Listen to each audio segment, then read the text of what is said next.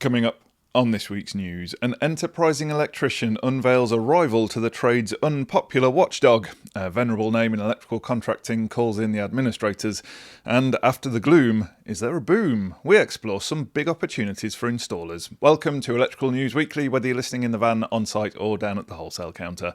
I'm Joe Robinson and I've been through the best of the electrical industry news to save you the trouble. We're being lit by Flex 7 with their lightning fast pre-wired modular lighting connection system that keeps your installation times razor sharp. And if you think you've spotted the two words that I've been challenged to slip into this week's show, comment with them below for the chance to win this exclusive cap branded with friends of the show Quickwire and Chump Tools. And while you're there, click the links in the show notes to check out what our sponsors offer. An enterprising electrician who's fed up with the CPS providers has come up with his own organisation. Royal Leamington Spa-based contractor and industry influencer David Savoury has unveiled the Independent Non-Accredited Electrical Contractor Scheme. He says the INAEC has been produced to show solidarity for those who are dissatisfied with traditional bodies or are leaving them. Savoury's 10-year-old company, David Savoury Electrical Services, was originally a member of NICEIC, the NICEIC, the Microgeneration Certification Scheme, and the Electrical Contractors Association. He said being accepted as a member of these bodies helped make him feel like he'd made it. But over the years, he became disillusioned. He came to believe that smaller firms and one-man bands were being treated badly. That's why he's now left all of them to set one of his own up. The INAEC is a non-commercial, non-profit entity. It has just one purpose. That's to provide a common logo for the increasingly disgruntled UK electrical contractors who don't wish to be aligned with any privately run and profit-making competent person scheme. For this organisation, there's no charge, no fees, no monitoring, and no membership database. You can simply download the logo from the website. Savoury says it's to show what he terms proud independence for those who have had enough of the likes of the NIC and NAPIT dipping into their pockets.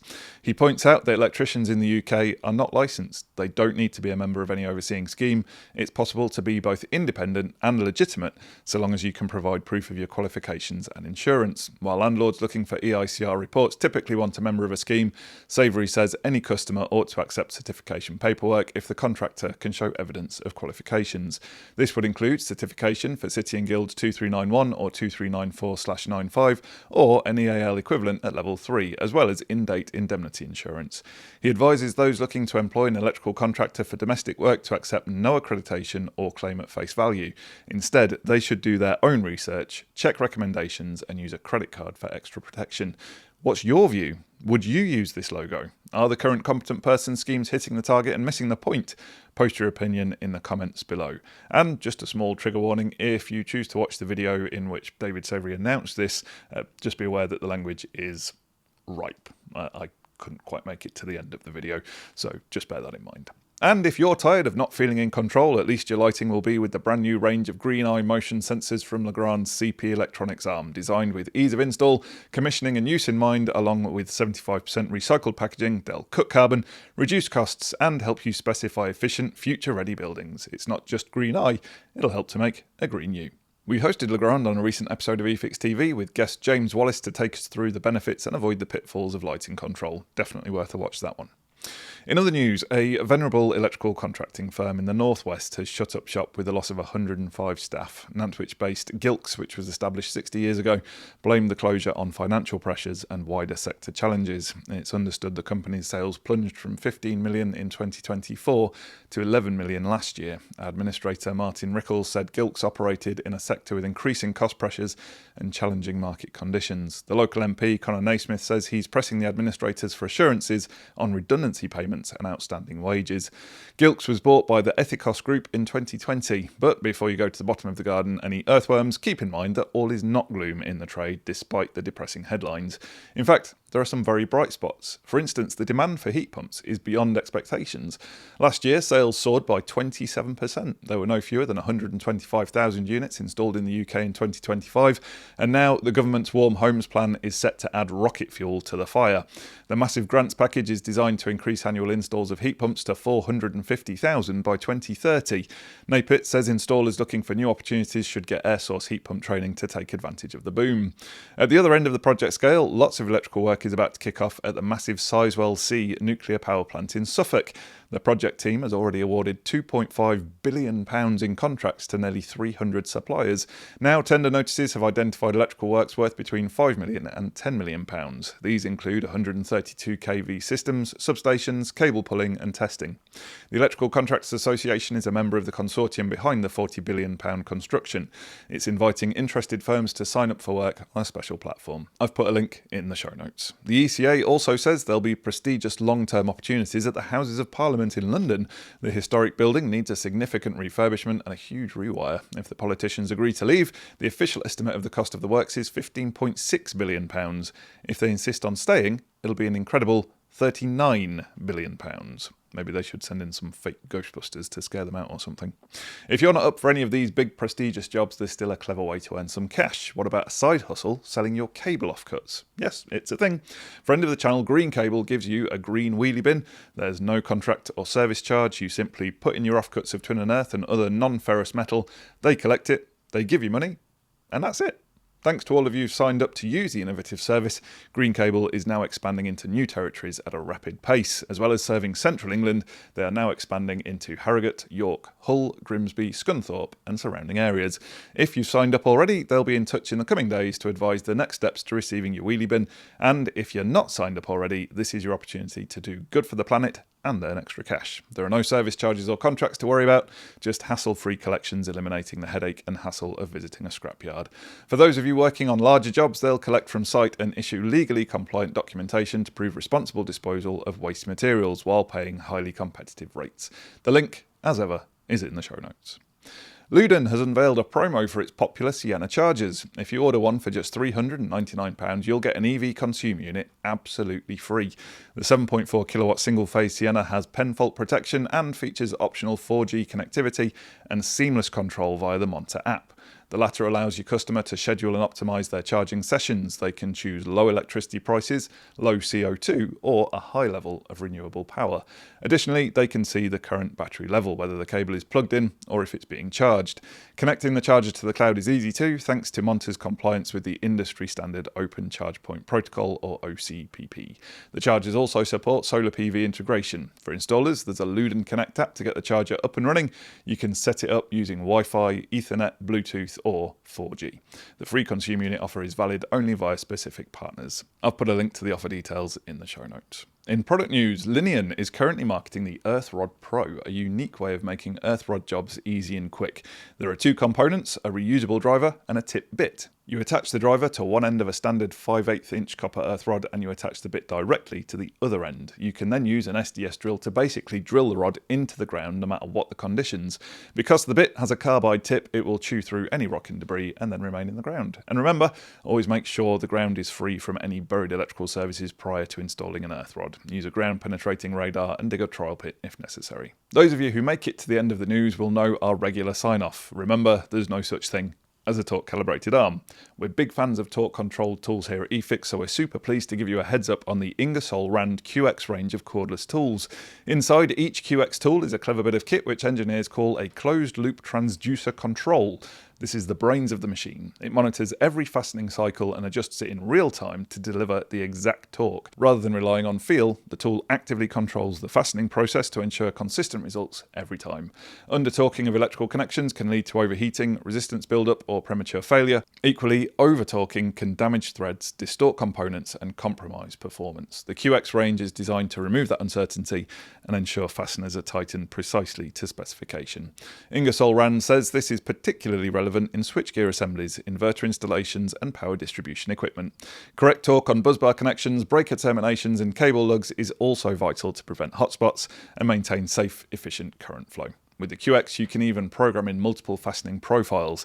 This allows you to move between different torque requirements without constantly changing equipment. We liked it so much, we've made a couple of videos with it, so check those out. Now, how about this for a bright idea? It's the Paul Russell's Lamp of the Week, and today we're giving a shout out to that workhorse of the ceiling, the GU10. Back in the day, halogen versions were rated at 50 watts. This one gives out the same output as halogen at 400 lumens, but it consumes just under 5 watts. This one has an ultra cool colour temperature of 6,500 Kelvin, but you can get it in a range of options. It's got a rated lifetime of 15,000 hours, which you would never have got with a halogen lamp. Now to our Learner of the Week slot, which is brought to you by ViperClip for rapid, secure and fireproof installations of cabling. And our learner this week is Owen Coyle. Not that one. Owen is currently a level 2 student at Walsall College. He's been posting pics on social media of his impressive work, including a mix of PVC wiring, plastic conduit and metal containment. Great work, Owen. We look forward to seeing more as you develop your skills, and congratulations on being the eFIXX Learner of the Week in association with ViperClip. And now, to the lighter side of the electrical news. Yes, it's time for a tea break with Quickwire and its range of incredibly rapid electrical connectors. A sharp-eyed eFIXX viewer in Australia called Mattia has sent us a picture of a tradesman cruising down the highway in Adelaide. The white van is from a plumbing and gas fitting business, and it's proudly emblazoned with a very distinguished name: J. Robinson. Mattia, who works at Powering Electrical in the city, reckons the site is disappointing news for viewers of ENW. Well, Mattia, all I can say is, how very dare you? To accuse me of doing a flit down under is one thing, I'd actually be up for that, but to suggest I've moved to the dark side as a mere spanner monkey, that, my Antipodean friend, is an accusation too far. I'm still here, I'll still be presenting the news, and most of all, I don't touch drains. Whew, glad we got that sorted.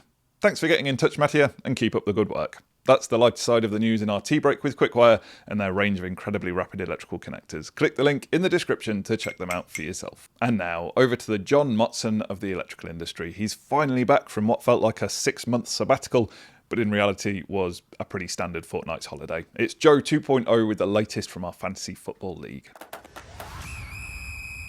Thank you, Joe. I'm indeed back from holiday, relaxed, recharged and fully convinced that time away would improve my Fantasy League decision making. It didn't.